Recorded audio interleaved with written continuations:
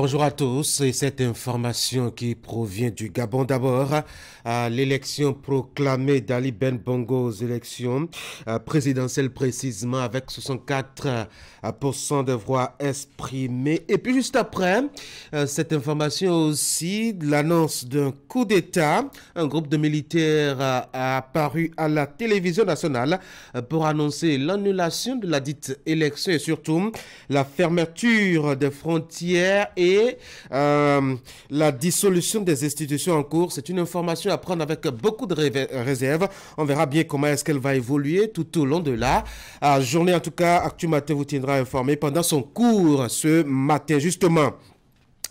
Parlant du cours d'Actu Matin, Patrice Talon va en Chine demain pour une visite d'État, selon les informations de ces services de communication, relayées d'ailleurs par la presse depuis quelques jours maintenant et encore aujourd'hui. Vous allez le voir, la une des journaux vous en dira un peu plus tout au long donc de cette émission tout à l'heure. À Sud Actu Matin, nous en faisons aussi notre principal sujet au menu de cette matinale en dehors des journaux. Notre économiste maison tout à l'heure viendra à la fin de la partie de cette émission, la deuxième, pour son analyse. Jacques Degué adoptera une approche de lecture plutôt axée sur le volet intérêt économique entre les deux pays. Puis au moment de nos échanges, analyse dans tous les sens possibles de cette visite dite d'État, nous verrons si le contexte économique, géopolitique et sécuritaire de la sous-région peut être une ligne de compréhension de ces mobiles du déplacement du chef de l'État. Dans le reste du menu de cette émission, vous aurez la page invitée. Ce matin, Franck Kinivan, consultant en gouvernance locale, passera par ici pour nous donner sa lecture de l'actualité dans les communes. Elle est marquée, faut-il le rappeler, par le déboulonnement successif de secrétaires exécutifs des mairies, pourtant présentés au départ comme des dieux sauveurs de l'administration locale, puis récemment et notamment à Abomey-Calavi, des DAF. Notre invité nous aidera à mieux comprendre. Bienvenue sur l'Actu Matin.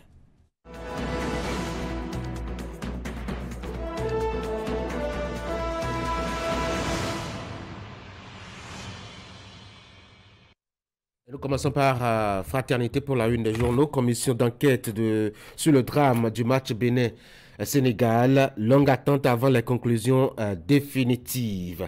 Diplomatie, Patrice Talon en visite d'État en Chine du 31 août au 3 septembre. Et puis, réflexion du tronçon CG du lac Église Sainte-Cécile. Fin des travaux dans 6 mois. Les riverains s'en réjouissent. Opération Chante et Danse avec l'Amazone. Une initiative appréciée par les populations. Vous avez à la fin un appel à candidature pour la désignation des membres du collège du CNE. Nous passons à Matin Libre. Ce matin, lutte contre le terrorisme. Le journal se pose une question. Est-ce que le Bénin a demandé du renfort à l'Union européenne? Intervention militaire au Niger. Cette guerre, elle n'aura pas lieu selon Ousmane Batokor, rapporté par Matin Libre ce matin. Le télégramme, visite d'État du chef de l'État en Chine du 31 août au 3 septembre prochain. La présidence dévoile l'agenda de la visite de Patrice Talon. Le matin, Niger, après le coup d'État militaire, la valse des sanctions des organisations régionales et internationales se poursuit. Des risques de perte pour le Bénin en tout cas. Diakpata, renversement dans la fonction publique, les AME toujours dans l'attente. Le matinal, rentrée scolaire 2023-2024, les syndicats exigent la totalité des primes.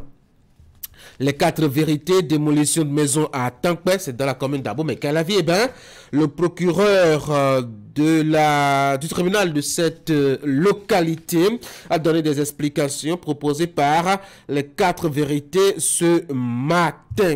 L'affiche du jour, instauration du porte-parole du président de l'Assemblée nationale. Voici ce qui justifie cette réforme de Louis Vlavonou. La boussole politique de 2 poids 2 mesures en Afrique. Comment la France s'humilie et se ridiculise au Niger. Et là, je vous parlais justement de l'actualité au Gabon. Vous avez déjà que France 24 nous propose sur son site ce matin. Eh bien, au Gabon, Ali Bongo a été réélu président avec 64,27% des voix. Vous avez aussi sur le site de RFI l'urgence annoncée que Ali Ben Bongo a été déclaré vainqueur avec 64%, mais que les militaires ont fait un putsch du coup d'État est en cours au Gabon. Vous avez aussi la même information sur le site du journal Le Monde. qui est un journal français au Gabon. Des militaires proclament l'annulation des élections après l'annonce de la victoire d'Ali Ben Bongo ou Ali Bongo Ondimba, si vous le voulez. Vous avez aussi notamment sur la télévision France 24 aussi qui passe en boucle cette information très tôt. Ce matin, Gabon, des militaires annulent le scrutin. D'autres sites d'information sur le continent aussi proposent, je dois dire, cette information de dernière minute. On reviendra là-dessus tout au long de cette émission s'il y avait éventuellement quelques changements. Retour à Cotonou pour la deuxième lecture de Fraternité. Commission d'enquête sur le drame du match Bénin-Sénégal. Longue attente avant les conclusions définitives. Le journal qui s'impatiente. Donc, diplomatie. Patrice Talon en visite d'État en Chine du 31 août au 3 septembre. Réfection du tronçon CG du lac, église Sainte-Cécile. Ah, dis donc, hein. Eh bien, fin des travaux dans 6 mois, la riverains qui s'en réjouissent dans les colonnes de Fraternité. Et puis, Opération Chante et Danse avec l'Amazone, une initiative appréciée par les populations. Vous avez à la fin un appel, la candidature pour la désignation des membres du collège du CNE. Si vous êtes intéressé, Fraternité vous demande d'aller déposer votre dossier.